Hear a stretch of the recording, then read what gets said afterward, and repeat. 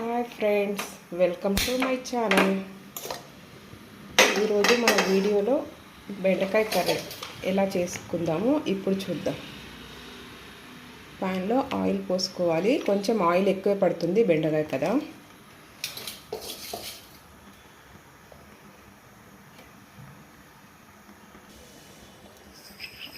Oil వేడయ్యాక కొద్దిగా ఆవాలు,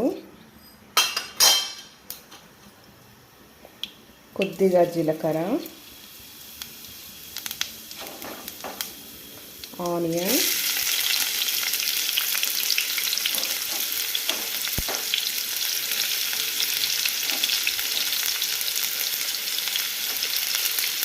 పచ్చిమిర్చి,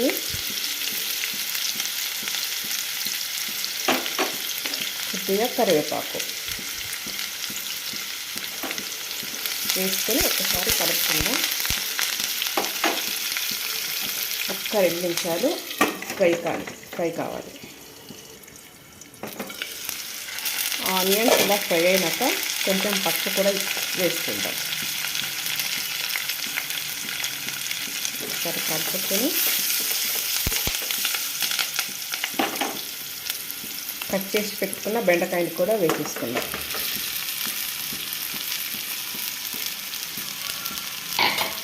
బెండకాయ వేసుకున్నాక ఒకసారి కలుపుకుందాం.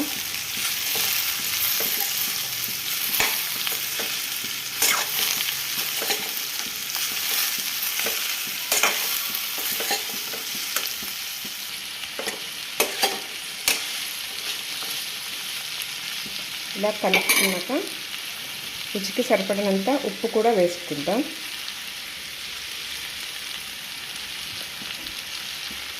ఉప్పు వేసుకున్నాక ఇప్పుడే కలుపుకోవద్దు.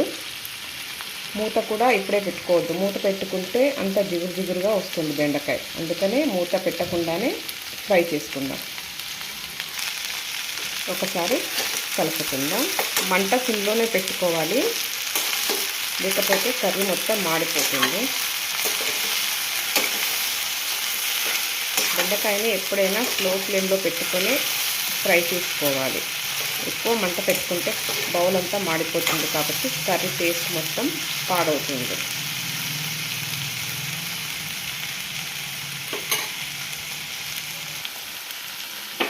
ప్యాన్ అడగంటకుండా మధ్యలో ఇలా కలుపుకుంటూ ఉండాలి. ఇలా కలుపుకోవడం వల్ల జిగురు కూడా తగ్గుతుంది. మనకి జిగురు అంతా పోవడానికి కొంచెం టైం పడుతుంది. మూత మాత్రం పెట్టుకోవద్దు. మూత పెట్టుకుంటే ఇంకా జిగురు ఎక్కువైపోతుంది. మూత పెట్టకుండానే కర్రీ వండుకోవాలి.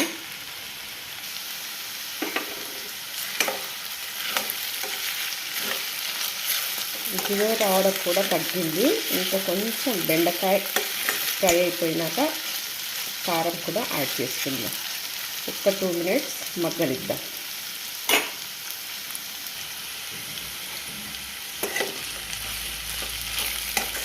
బెండకాయలో జిగురంతా పోయింది. బెండకాయ మంచిగా ఫ్రై అయింది కదా. ఇప్పుడు మనం ఇందులోకి కారం వేసుకుందాం. వెజిటేబుల్స్తో ఎప్పుడైనా కారం కొద్దిగా యాడ్ చేసుకోండి. ఎక్కువ చేసుకుంటే టేస్ట్ అంతగా రాదు.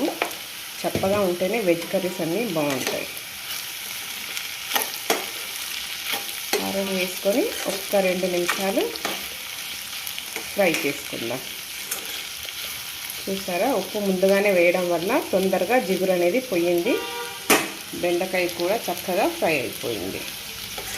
తొందరగా ఈజీగా చేసేసుకోవచ్చు. ఒక్క 2 నిమిషాలు మగ్గనిద్దాం. కర్రీ ఆల్మోస్ట్ అయిపోయింది. మొత్తం దగ్గరకు వచ్చేసింది కదా బెండకాయ అంతా.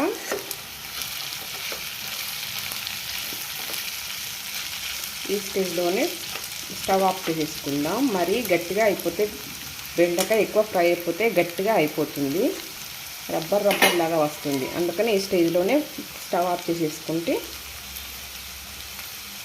బాగుంటుంది.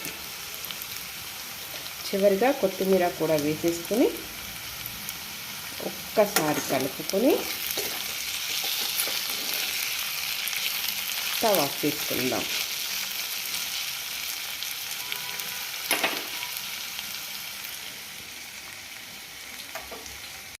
సింపుల్గా టేస్టీగా ఎక్కువ స్పైసెస్ లేకుండా బెండకాయ కర్రీ రెడీ అయ్యింది. ఈ కర్రీని రైస్లోకి చపాతీలోకి ఎందులోకైనా బాగుంటుంది. నచ్చితే ఈ వీడియోని లైక్ చేయండి, షేర్ చేయండి, సబ్స్క్రైబ్ చేసుకోండి, కామెంట్స్లో చెప్పండి. Thank you.